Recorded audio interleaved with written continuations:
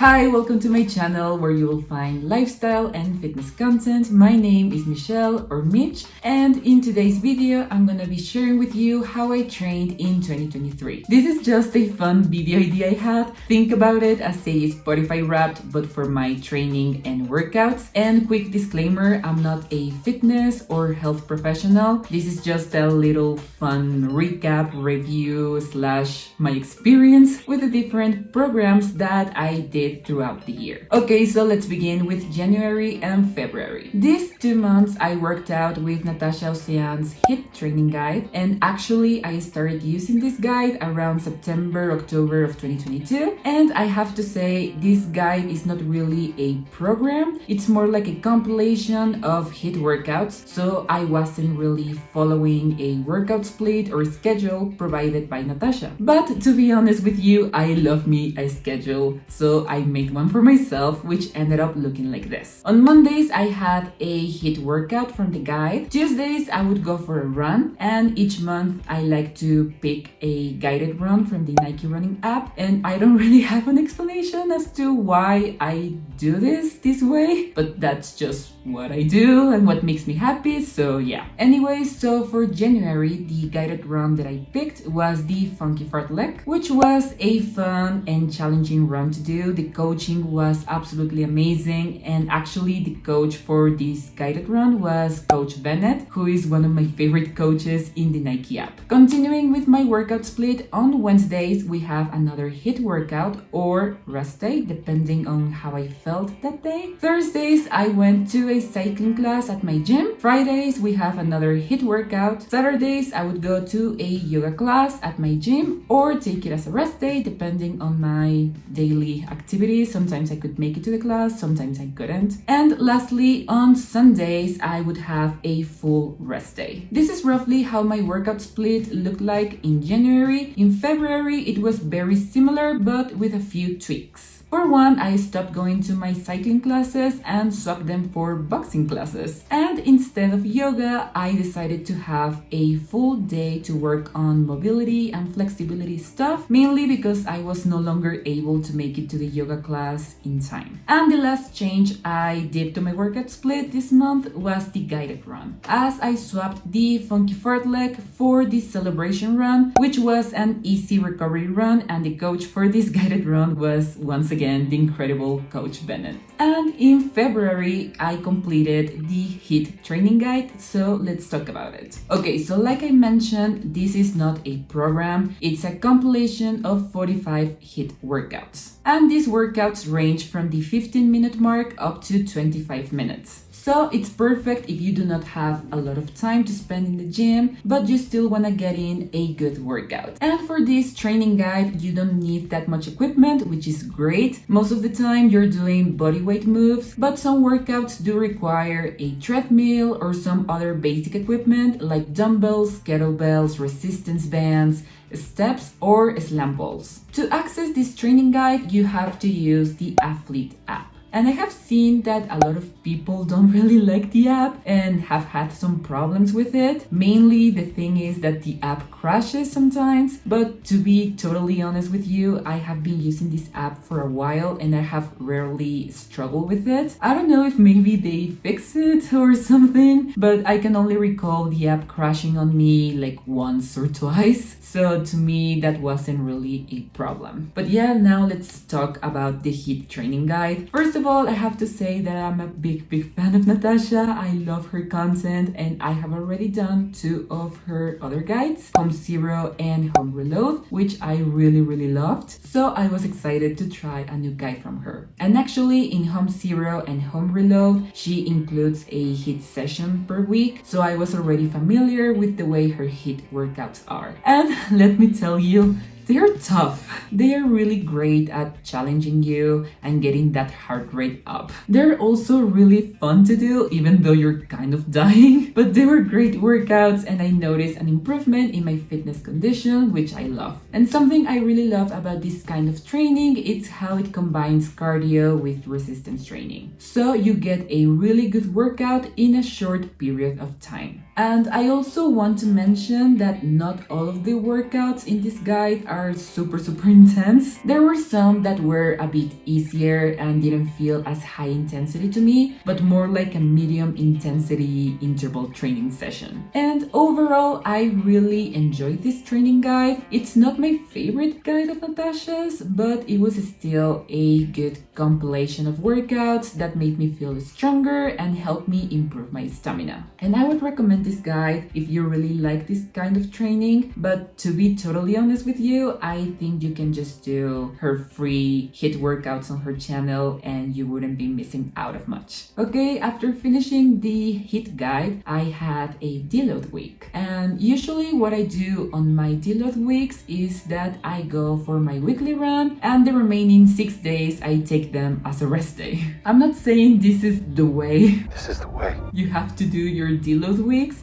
That's just how I personally like to do them. Anyway, let's move on to March, April, and May, in which I trained with the one and only Caroline Girvan. And this was my very first time training with her, so I was really excited. I did the 1 week Epic Beginner program, and then I did the 10-week Epic 1 program. So my workout split looked roughly the same these 3 months. The only change month to month was the guided run that I picked. So let's start with that. In March, I picked the Go Fast with Elaine, which was a fun interval run. In April, I picked the Bring It Down tempo run, which was super great and it helped me a lot with pacing because I really struggle with pacing myself. So it was really useful to me to do this kind of run. In May, I ran the 15-minute head starts, which was a short and easy run. And this run was guided by Coach Bennett, which made me really happy. This guided run really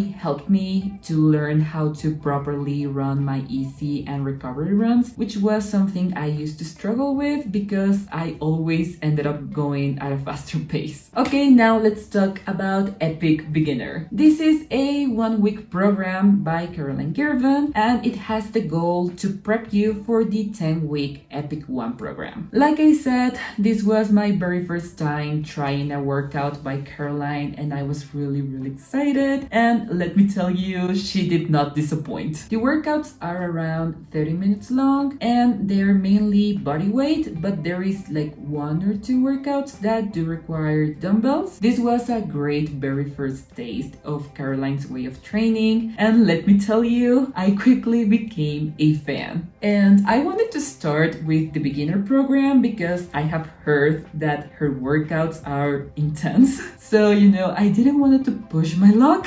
The workouts are challenging, and even though it says Epic Beginner, don't be fooled. They are tough, but they are also so much fun to do. And this short program was an amazing way to get used to the movements and programming style and just to get ready for Epic 1. Okay, now it's time to talk about Epic 1. This is a 10-week program and it's the first in Caroline's Epic series, hence why I decided to try this one first. Epic 1 includes 4 resistance training days with weights and 1 HIIT day. And I really love this split because I feel like it was very well rounded. The resistance training workouts range from 40 minutes to 1 hour, and the HIIT workouts are around 30 to 35 minutes, except for the very last HIIT workout. That one is 1 hour long and I'm still traumatized. But yeah, this program was amazing. I had a great time doing it, even though the first days left me quite sore. Epic 1 was an incredible way for me to start lifting weights as it didn't feel that intimidating. I also felt really proud of myself while I was doing the program because I was really noticing a lot of progress. I felt stronger and fitter, and it also made me so excited to see how at the start of the program there were some moves that I couldn't do, and then weeks later I was able to do them, and I don't know, it was just really exciting to me. And even though there were days that were really hard, I feel like in the end it all paid off. Lastly, I just want to say that this program is epic. I saw a lot of progress and it also made me feel more comfortable using weights. Okay, let's move on to June, July, and August. After finishing the EPIC programs, I had a deload week, and then because of the EPIC programs, I finally felt more confident to start weightlifting. So I stepped into the weights room and started using more gym equipment. Because usually at that point I just use dumbbells, kettlebells, the pull-up bar, treadmills, etc. And I'm not gonna lie, I felt intimidated at first, but my gym membership includes being able to ask one of the coaches for a routine. It's not personalized though, that's like a whole different service, but they do give you like a generalized program, taking into consideration your goal, and the goal I picked was hypertrophy. So I have a hypertrophy routine for these 3 months. And I decided to take this time mostly to learn how to use the different machines and equipment. My coach was really sweet and helpful, and even though my goal was hypertrophy, my actual goal during this time was to feel confident in the weights room and with the equipment. But yeah, like I said, the routine is not personalized to me. It was like a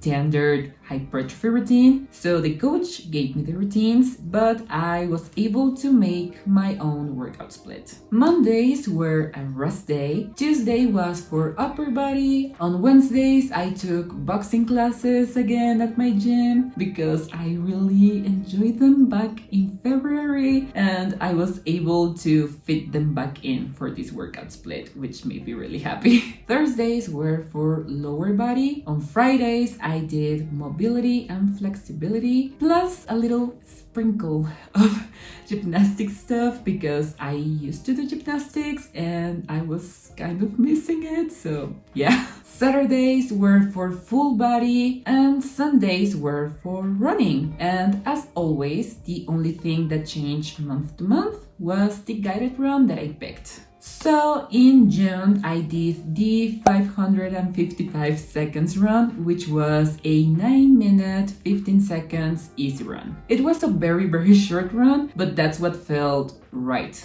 to me and my body this month, as I was dealing with DOMS because of the change in my training, as my body was getting used to the hypertrophy style of training. In July, I still kept my runs short, so I did the 1 mile run that usually I would run at a very easy pace. And finally, in August, I also kept my runs short, so I ran the 3K run also at a very easy pace. After 3 months working with my gym's coach, I felt more confident and ready to try another program by myself. And I wanted to try something different, especially I really wanted to try one of Natacha Océane's gym training guides. And now that I finally knew how the different machines work, it was like the time is now. So after another deload week, I started the 12-week build training guide by Natacha Océane, which I did throughout the months of September, October, November, and December. And the workout split looked like this. Day 1, strength. Day 2, upper body.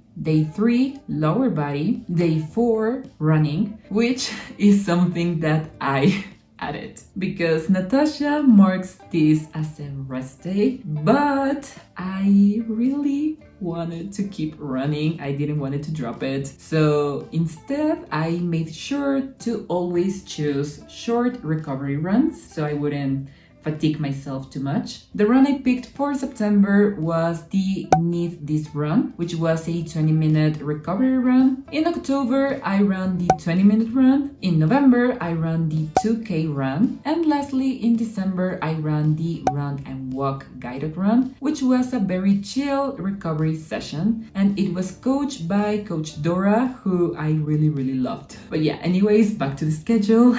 Day 5 was athletic power. Day 6, full body, and lastly, day 7 was a rest day, and I took that rest day, don't worry. Alright, so let's talk about my thoughts on build. This is a 12-week fitness program and nutrition guide. The goal is to build muscle with a functional training approach. In the nutrition guide, Natacha gives us information about metabolism, eating for muscle gain, a sample menu, but no meal plan, which is something that I really appreciate and respect because cookie cutter meal plans are a big No. In the guide, Natasha also writes about the training. She talks about rest times for the different exercises that are included in the program, how to pick the weights you're going to use, warm-ups, progressions, etc. And I found the information really interesting and useful, especially the training info, because I'm really new to gym training, so it was amazing to have this information. But yeah, now let's talk about the program, which I really loved and enjoyed because Natasha incorporates weightlifting, plyometrics, and athleticism. What I do have to say is that this might not be the most optimal way to build muscle. It's not your standard hypertrophy program, and that's not a problem to me, but I think it's something that you should keep in mind before you buy it. My goal was to build muscle, but I personally don't care if it takes me a bit longer to see results. What I really care about is having a good time at the gym and have fun doing my workouts. That's the most important thing to me. And I did have a great time doing this program. It was fun and challenging. I really like Natasha's training style, and I noticed myself getting stronger as the weeks passed. I also noticed muscle growth, and people in my life also noticed my muscle gains, which was really exciting. And I don't know, it just made me really happy and proud of my work. And I also got really happy and proud whenever I was able to hit a PB. One last comment I want to make is that most of the time the workouts took me longer than 1 hour to complete. And Natasha mentions that you can do these workouts in 1 hour.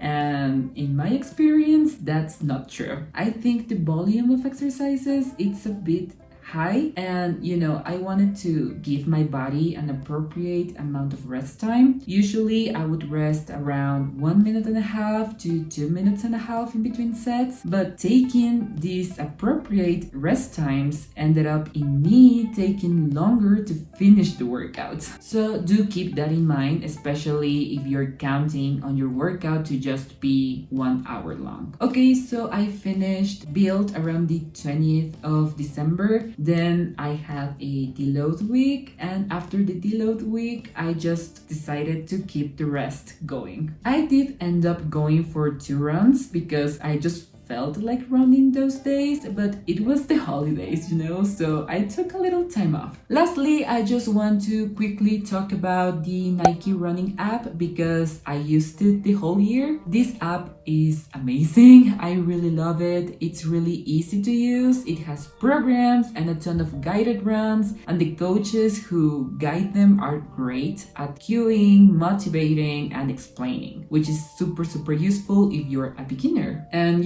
I'm not a season runner. Actually, I didn't like running until 2022, and I just run once a week. So I don't know if there's stuff that more experienced runners might need or want in a running app. I do know from experience that this is a pretty great free app for beginners or casual runners. You just download it into your phone, create an account, and you're ready to go. Okay, so that's how I trained in 2023. It was a great year. I really enjoyed my workouts. I had so much fun, and I did notice a lot of progress in my strength and fitness. And also, I noticed some muscle gains. I was really happy with my workouts this year. So yeah, write me in the comments about your training in 2023, some highlights, something you're proud of, or even your goals for 2024. I would absolutely love to read all about that. If you like this video, please don't forget to give it a thumbs up, subscribe, and I'll see you in the next video.